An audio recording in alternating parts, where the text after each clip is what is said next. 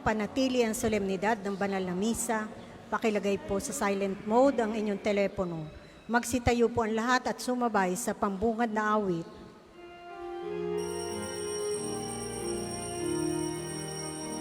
Magalak tayong lahat, si Jesu-Kristo'y nabuhay, nanaig sa kamatayan. Alleluia, Alleluia. Sa ngalan ng Ama, ng Anak at ng Espiritu Santo, Amen. sumainyo ang Panginoon. At sumainyo rin. Magandang umaga po sa inyong lahat. Magandang umaga po, Padre. Ating itaas sa Panginoong Diyos sa pamamagitan ng banal na Eucharistia at sa tulong at panalangin ni Santo Padre Pio ang mga biyayang ating hinihiling ngayon. Lalong higit, kagalingan sa mga may maraming karamdaman.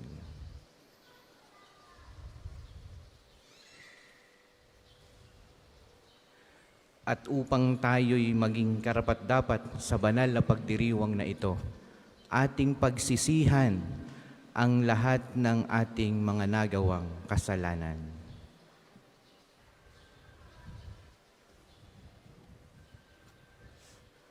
Inaamin ko Sa makapangyarihang Diyos at sa inyo mga kapatid, na lubha ako nagkasala sa isip, sa salita at sa gawa, at sa aking pagkukulang.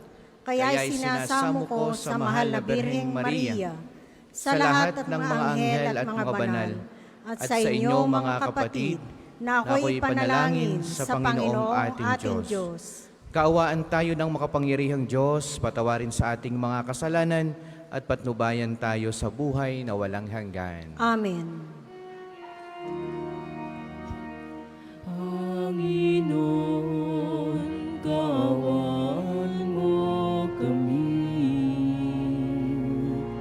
Panginoon, kawan mo kami.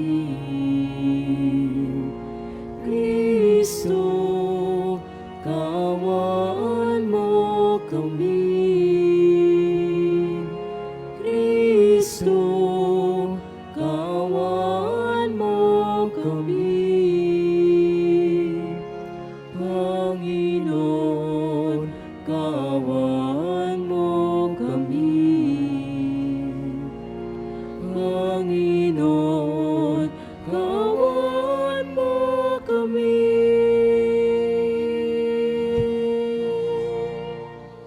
Manalangin tayo.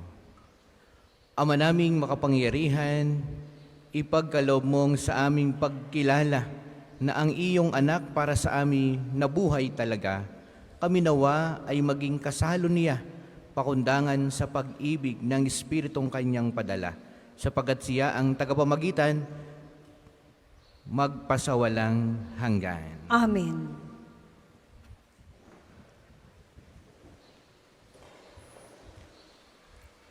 Pagbasa mula sa mga gawa ng mga apostol. Noong mga araw na iyon, masidhi ang pagnanais ni Saulo na usigin at patayin ang mga alagad ng Panginoon. Kaya't lumapit siya sa mga pinakapunong saserdote at humingi ng mga sulat para sa mga sinagoga sa Damasco upang madakip niya ang sinumang matagpuan niyong kaanib sa bagong pananampalataya, maging lalaki, maging babae, at madala sa Jerusalem. Naglakbay si Saulo patungong Damasco. Nang siya'y malapit na sa lungsod, biglang kumislap sa paligid niya ang isang nakasisilaw na liwanag mula sa langit. Ano pat nasubasob siya. At narinig niya ang isang tinig na nagsalita sa kanya, "Saulo, Saulo, bakit mo ako inuusig? Sino po kayo, Panginoon?" tanong niya. "Ako'y si Jesus, ang inyong inuusig," tugon sa kanya. "Tumindig ka't pumasok sa lungsod. Sasabihin sa iyo roon kung ano ang dapat mong gawin." Natilihan ang mga kasama ni Saulo. Narinig nila ang tinig, ngunit wala silang makitang sinuman. Tumindig si Saulo at idinilat ang kanyang mga mata, ngunit hindi siya makakita. kaya't siya'y inakay nila hanggang sa Damasco. 3 araw na hindi siya makakita at hindi kumain ni uminom. Sa Damasco naman ay may isang alagad na ang pangalay Ananias. Tinawag siya ng Panginoon sa isang pangitain.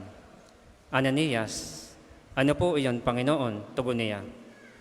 Pumunta ka sa kalye matuwid, sa bahay ni Judas at ipagtanong mo ang isang lalaking taga-Tarso na ang pangalay Saulo, sabi ng Panginoon. Siya'y nananalangin ngayon sa isang pangitain. Nakita ka niyang pumasok sa kinaroroonan niya at pinatungan mo siya ng kamay upang makakita. Sumagot si Ananias, Panginoon, marami na po ang nagbalita sa akin tungkol sa taong ito, tungkol sa mga kasamaang ginawa niya sa inyong mga banal sa Jerusalem. At naparito siya sa Damasco, taglay ang kapangyarihang galing sa mga punong saserdote upang dakpin ang lahat ng tumatawag sa iyong pangalan. Ngunit sinabi sa kanya ng Panginoon, pumaraon ka, sapagkat hinirang ko siya upang ipakilala ang aking pangalan sa mga hentil, sa mga hari at sa mga anak ng Israel. At ipaalam ko sa kanya ang lahat ng dapat niyang itiisin alang-alang sa akin. Pumasok nga si Ananias. Pumasok siya sa bahay at ipinatong ang kanyang kamay kay Saulo. Kapatid na Saulo, wika niya, pinapunta ako rito ng Panginoong Hesus na napakita sa iyo sa daan nang ikay papunta rito. Sinugo niya ako upang muli kang makakita at mapuspos ng Espiritu Santo. Pagdakay may nalaglag na tila mga kaliskis mula sa mga mata ni Saulo at nakakita siya. Tumindig siya agad at nagpabinyag. Kumain siya at nanauli ang kanyang lakas. Si Saulo'y ilang araw na kasakasama ng mga alagad sa Damasco. Pumasok siya sa mga sinagoga at nangaral tungkol kay Jesus. Siya ang anak ng Diyos, wika niya. Ang salita ng Diyos. Salamat sa Diyos. Salmong tugunan. Humayot dalhin sa tanan, mabuting balitang aral. Humayot dalhin sa tanan, mabuting balitang aral. Purihin ang poon, dapat na purihin ng lahat ng bansa. Siya ay purihin ng lahat ng tao sa balat ng lupa. Humayot dalhin sa tanan, mabuting balitang aral. Pagkat ang pag-ibig na ukol sa ati dakil at wagas, at ang katapatan niya ay walang wakas. Humayot dalhin sa tanan, mabuting balitang aral. Magsitayo po ang lahat.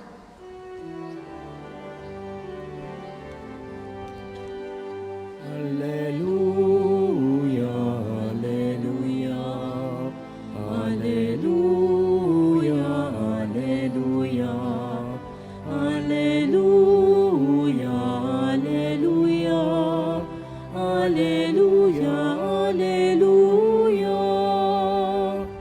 Ang sino mang kumakain sa katawang aking hain ay nananahan sa akin. Alleluia, alleluia, alleluia, alleluia, alleluia, alleluia, alleluia, alleluia, alleluia. Sumainyo ang Panginoon. At sumainyo rin. Ang mabuting balita ng Panginoon ayon kay San Juan. Papuri sa iyo, Panginoon. Noong panahong iyon, nagtalo-talo ang mga Hudiyo. Paanong maibibigay sa atin ng taong ito ang kanyang laman upang kanin natin? Tanong nila. Kaya't sinabi ni Jesus, tandaan ninyo, malibang kanin ninyo ang laman ng anak ng tao at inumin ang kanyang dugo, hindi kayo magkakaroon ng buhay. Ang kumakain ng aking laman at umiinom ng aking dugo ay may buhay na walang hanggan, at muli ko siyang bubuhayin sa huling araw, sapagkat ang aking laman ay tunay na pagkain at ang aking dugo tunay na inumin. Ang kumakain ng aking laman at umiinom ng aking dugo ay nananahan sa akin at ako sa Kanya. Buhay ang Amang nagsugo sa akin at ako'y nabubuhay dahil sa Kanya. Gayon din naman, ang sino mang kumain sa akin ay mabubuhay dahil sa akin. Ito ang pagkaing bumaba mula sa langit. Ang kumakain nito'y mabubuhay magpakailanman. Hindi ito katulad ng kinain ng inyong mga magulang sa ilang, namatay sila bagamat kumain iyon. Sinabi ito ni Jesus nang siya'y nagtuturo sa sinagoga sa Capernaum. Mga minamahal na mga kapatid, ang mabuting balita ng Panginoon. Pinupuri ka namin, Panginoong Hesukristo. Magandang umaga pong muli sa inyong lahat. Palakpakan natin, purihin ang ating dakilang Panginoon, mga minamahal na mga kapatid. Mainit ang panahon, pero tayo'y narito pa rin sama-sama, nagpupuri, nagpapasalamat sa ating Panginoong Diyos. Ganon din tayo humihiling ng tulong at panalangin sa isang dakilang banal, Santo Padre Pio. Palakpakan natin ang ating minamahal na Santo Padre Pio. At nawa ang inyong mga baon-baon ngayon na mga personal na hinihiling sa tulong at panalangin ni Santo Padre Pio, naway baunin ninyo ang biyaya at pagpapala pag-uwi. Naway makamtan ninyo ang lahat ng iyan. Amen. Mga minamahal na mga kapatid, ang pagbasa natin ngayon halos nakatuon doon sa kabilang buhay, no? Yung magiging buhay natin, no? Doon sa kabila. At paano natin ito kakamtin? Sabi ni Jesus, ang sino mang kumain at uminom ng aking dugo at kumain ng aking laman ay magkakamit ng buhay na walang hanggan. Eternal life. No? Sa madaling sabi, pag tayo'y nangungumunyon, sa banal na misa, no, ang biyaya niya sa atin, buhay na walang hanggan.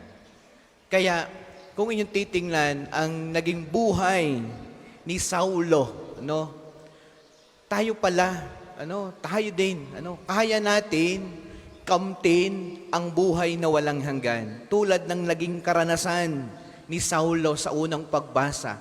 Sino ga si Saulo? Yan ang magiging si San Pablo. Biruin nyo yan, ha? Si Saulo ay siya'y matapat na Hudiyo, matapat na Griego, no? Matapat na Romano, Kaya siya'y masunurin sa batas. At para sa kanya, ang sino mang naniniwala kay Jesus na muling nabuhay, para sa kanya, dapat patayin, dapat parusahan. Sapagkat siya'y isang Hudiyo, siya'y naniniwala sa isang Diyos ng Israel. Hindi siya naniniwala kay Jesus. Lalo higit, siya'y may background din ng pagiging Romano at Griego. Hindi siya naniniwala. Kaya siya'y tapat sa kanyang pananampalataya. Kaya pagka ikaw ay isang Kristiyano nung kanilang kapanahunan, inuusig niya, pinapatay. Pero, yung tagpo, napapunta siyang Damasco para bahay-bahayin ang mga tao at usigin ang lahat ng naniniwala kay Jesus, sinalubong siya ng isang nakasisilaw na liwanag sa daan. At yun na nagpabago sa kanya. Yung isang liwanag na nagpabagsak sa kanya at nagpabulag sa kanya. Nakasisilaw na liwanag. Sino yan? Si Jesus. At doon, nung siya'y bumagsak mula sa nakasisilaw na liwanag na ito, doon nagsimula ang kanyang buhay na walang hanggan. Kaya mga minamahal na mga kapatid, kung inyong titingnan ang inyong buhay ngayon at inyong pagninilayan sa haba na ng tinakbo ng inyong buhay, ano yung parang liwanag na nakasisilaw na nagpabagsak sa iyo para magbalik loob ka sa Diyos. No? Si Saulo, 3 araw na bulag.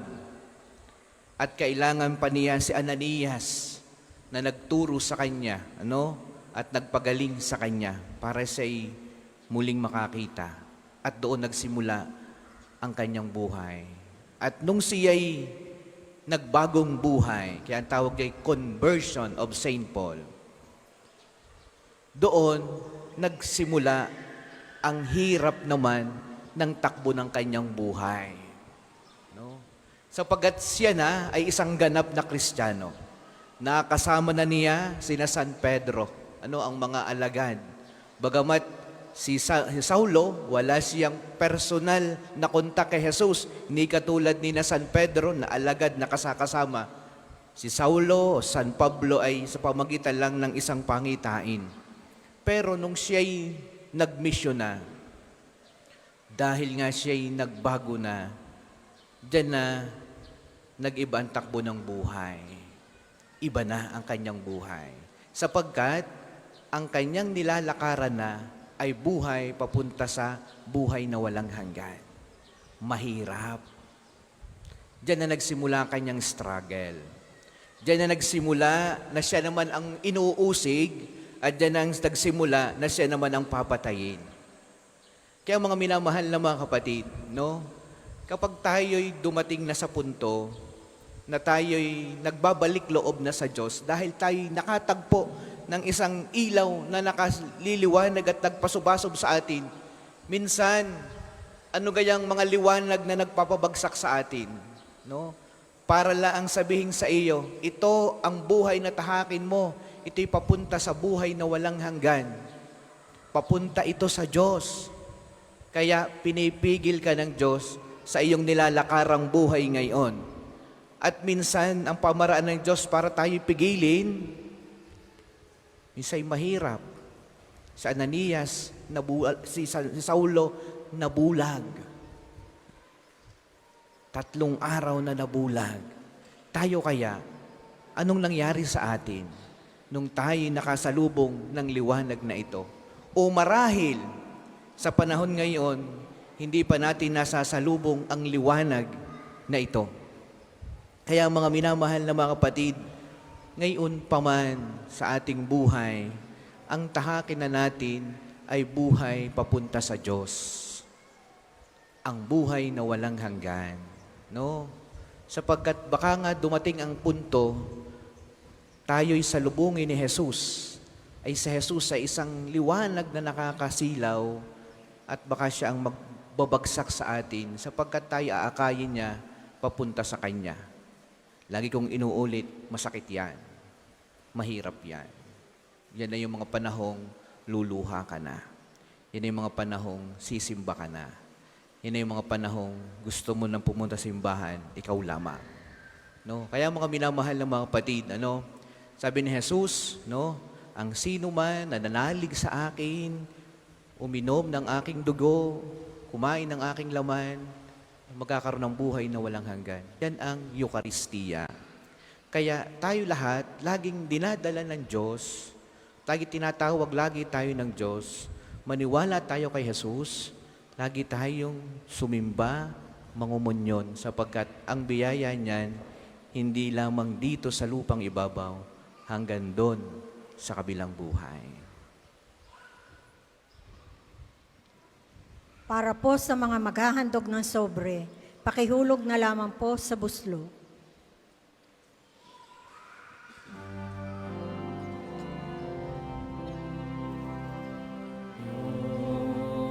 Lupa'y na yanig ito din ay tumahimik na ang puon ay tumindig bilang ukol.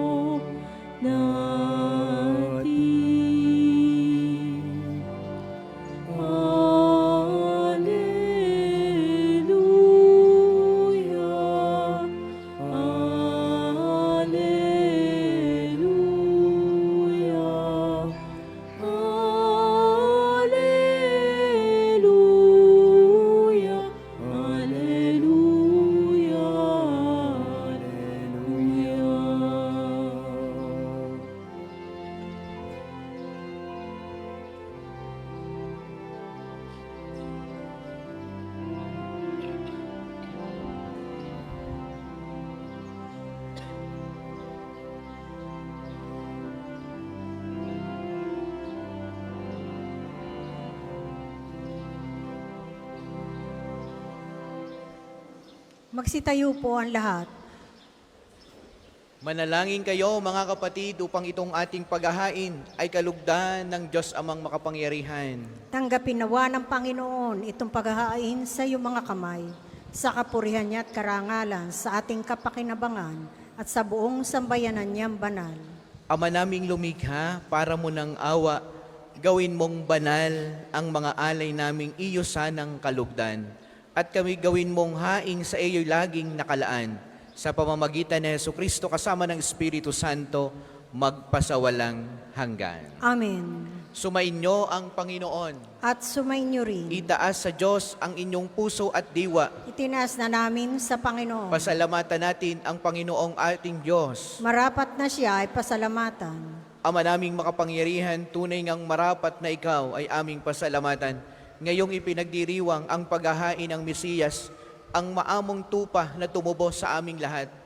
Naghahaing walang humpay, ang anak mong minamahal, upang magkasalo-salo ang lahat sa piging ng iyong buhay. Hindi na mamamatay ang inihain sa krus. Ang sa krus ipinako ay buhay lagi bilang handog. Kaya, kaisa ng mga anghel, narigisiawit ng papuri sa iyo ng walang humpay sa kalangitan, kami nagbubunyi sa iyong kadakilaan.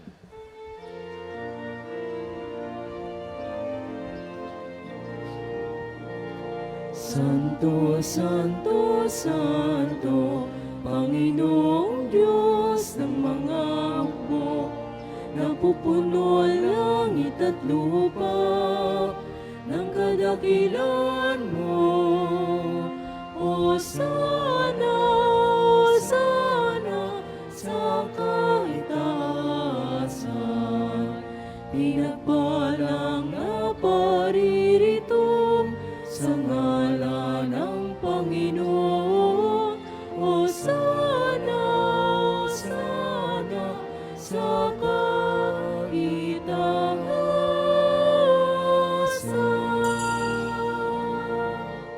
Kung hindi po kayo lumuhod, manatili pong nakatayo na may paggalang. Ama naming banal, ikaw ang bukal ng lahat ng kabanalan. Kaya't sa pamamagitan ng iyong Espiritu gawin mong banal ang mga kaloob na ito, upang para sa amin ay maging katauhan at dugo ng aming Panginoong Hesukristo. Bago niya pinagtiis ang kusang loob na maging handog, hinawakan niya ang tinapay, pinasalamatan kaniya, pinagati-hati niya yon, iniabot sa kanyang mga alagad at sinabi, "Tanggapin ninyong lahat ito at kanin. Ito ang aking katawan na ihahandog para sa inyo."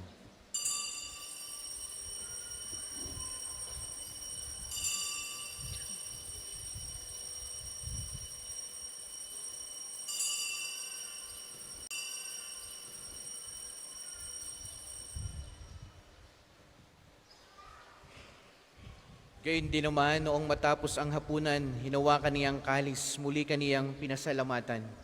Iniabot niya ang kalis sa kanyang mga alagad at sinabi, "Tanggapin ninyong lahat ito at inumin, ito ang kalis ng aking dugo, ng bago at walang hanggang tipan. Ang aking dugo na ibubuhos para sa inyo at para sa lahat sa ikapagpapatawad ng mga kasalanan. Gawin niyo ito sa pag-alaala sa akin."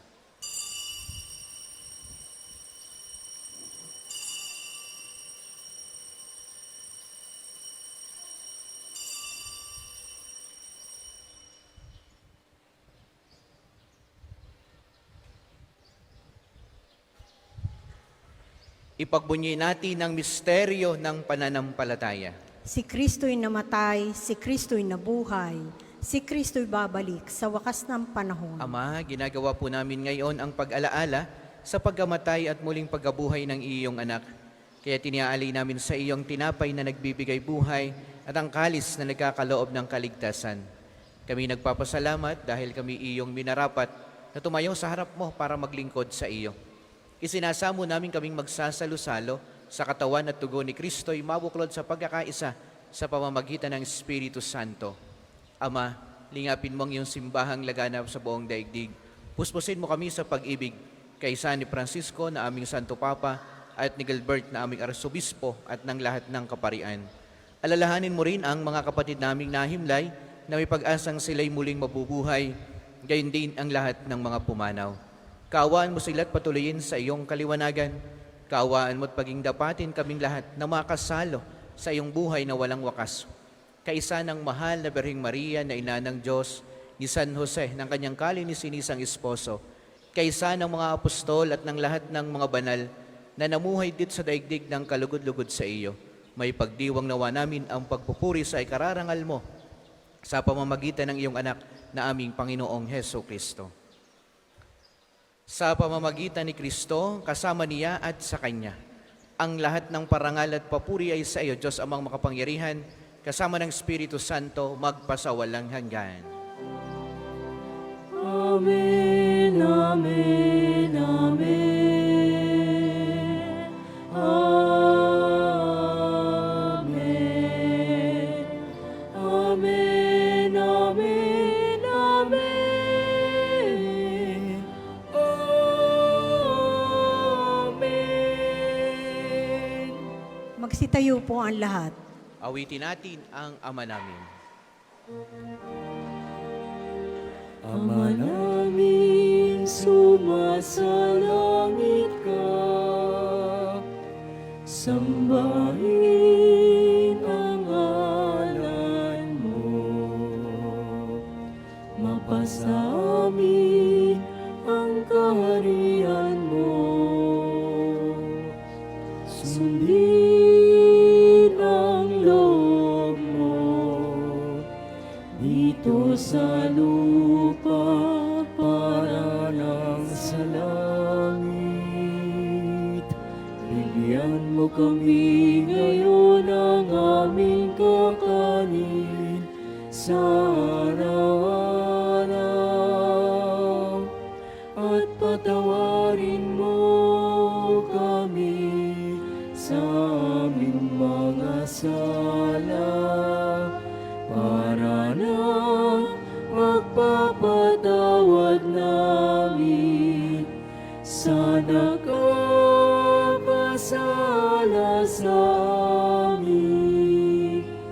At huwag mo kaming ipaintulot sa tukso, at ihadya mo kami sa lahat ng masama. Hinihiling namin kami adjust sa lahat ng masama pagkalooban ng kapayapaan araw-araw. Iligtas sa kasalanan at ilayo sa lahat ng kapahamakan, samantalang aming pinananabikan ang dakilang araw ng pagkapahayag ng tagapagligtas naming si Heso Kristo. Sapagkat iyong kaharian at ang kapangyarihan at ang kapurihan magpakailanman. Amen. Panginoong Heso Kristo, sinabi mo sa iyong mga apostol, kapayapaan ang iniiwan ko sa inyo, ang aking kapayapaan ay binibigay ko sa inyo. Tunghayan mo ang aming pananampalataya at ang aming mga pagkakasala, pagkalooban mo kami ng kapayapaan at pagkakaisa ayon sa iyong kalooban, kasama ng Espiritu Santo, magpasawalang hanggan. Amen. Ang kapayapaan ng Panginoon naway lagi pong sumainyong lahat. At sumainyo rin. Magbigayan po kayo ng kapayapaan sa isa't isa. Kordero ng Diyos na nag-aalis ng mga kasalanan ng sanlibutan, maawa ka sa amin. Kordero ng Diyos na nag-aalis ng mga kasalanan ng sanlibutan, maawa ka sa amin. Kordero ng Diyos na nag-aalis ng mga kasalanan ng sanlibutan, ipagkaloob mo sa amin ang kapayapaan. Kung hindi po kayo lumunuhod, ay manatili pong nakatayo na may paggalang.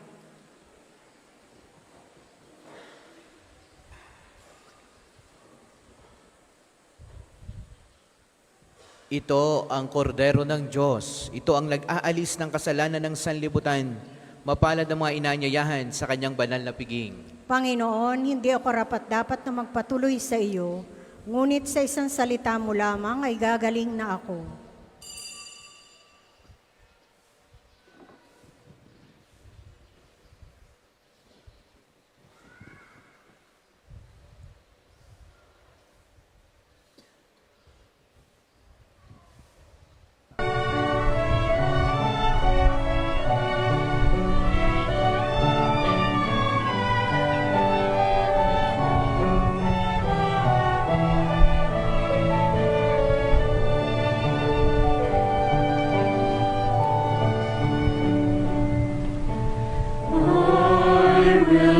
listen to the Lord, will listen to the voice of his people, serve them with all my heart. I will listen to his words and call upon the Lord for his people to live in faith and truth and in love.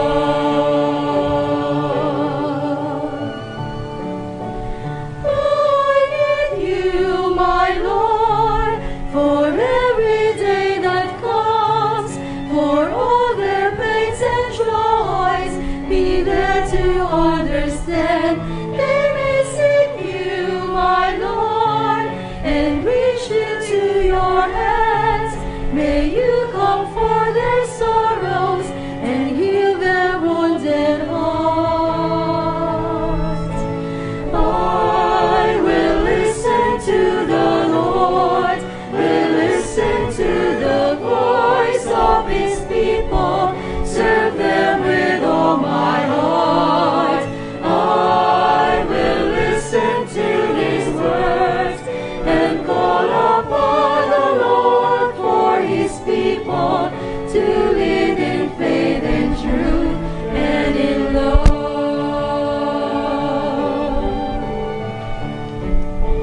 I commend you, my Lord, show them your truth and love. When darkness overs them, your light shines from above. I will be there, my Lord, to lead at your command. Together at one table, feed them the bread of love. I will listen to the Lord, will listen to the voice of his people, serve them with all my heart. I will listen to his words and call upon the Lord for his people to live in faith and truth and in love. There are those who seek the lost and suffering, bind their wounds and bring them to your care. Oh Lord, I know that you're with them, embracing once again. Your love is all I bear.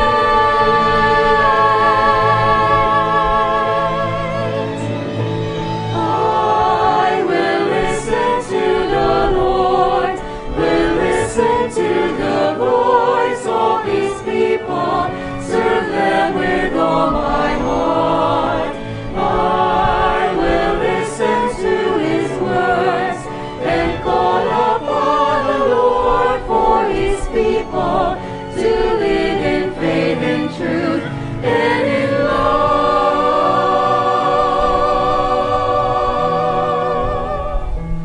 I will listen to the Lord and call upon the Lord for his people to live in faith and truth and in love. Magsitayo po ang lahat. Manalangin tayo. Ama naming mapagmahal, sa pinagsaluhan naming banal na pakikinabang, ang amin nawang pag-ibig ay lalong madagdagan nang ginawa namin sa pag-alaala sa anak mong mahal, na nag-utos si pagdiwang ang huling hapunan, sa pamamagitan niya kasama ng Espiritu Santo, magpasawalang hanggan. Amen.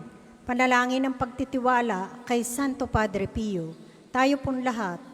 Padre Pio, taga Pietrelcina, mongheng banal, pintakasin santo ng milenyong kasalukuyan, gabay namin sa pagtahak sa landasing makalangit, takbuhan sa pangangailangan, huwaran ng pagtitiis, sa iyo namin inilalapit aming mga kagipitan. Sa iyo po'y binibilin kalusugan at kabuhayan.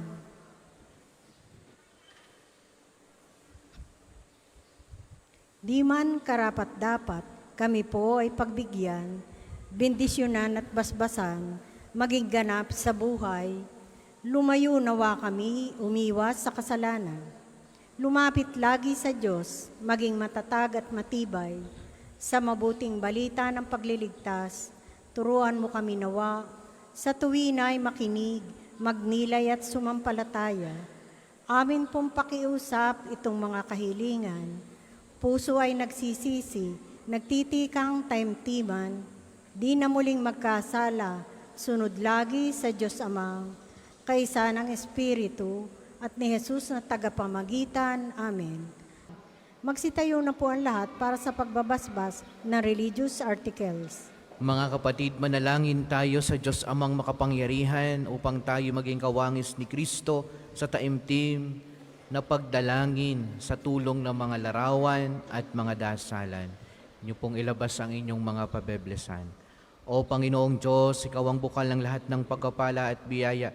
Ibuhos mo ang iyong bendisyon sa mga gamit na ito sa pananalangin, mga rosaryo, mga imahin, mga dasalan, mga langis na nagpapalaala ng iyong kabutihan, kabanal at pagmamahal sa amin, upang ang lahat ng dumulog at magdasal gamit ang mga ito ay magtamo ng iyong awa at biyaya.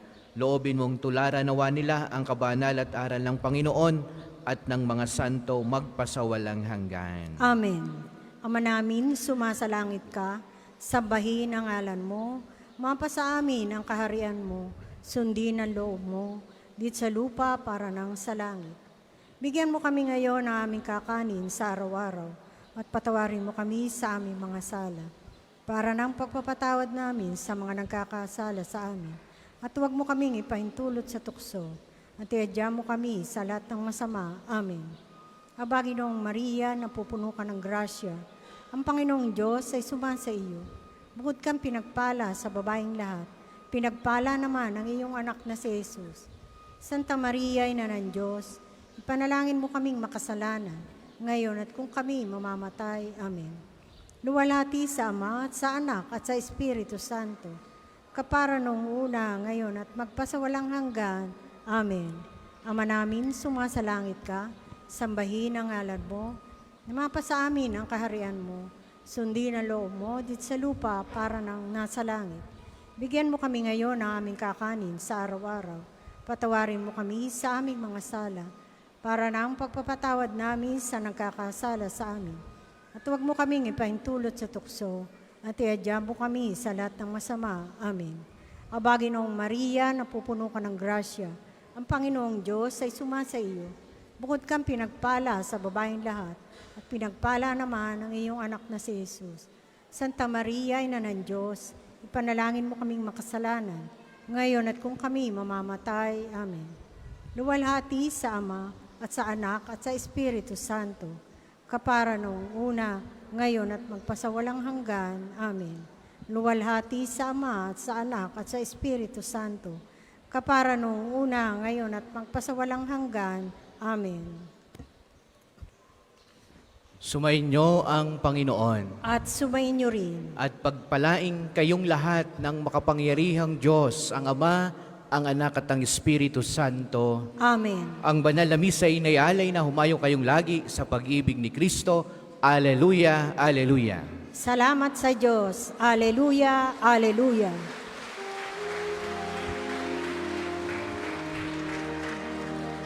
Alleluia, narito na ang araw na dulot ng Diyos. Nabuhay na si Kristo nga, di nga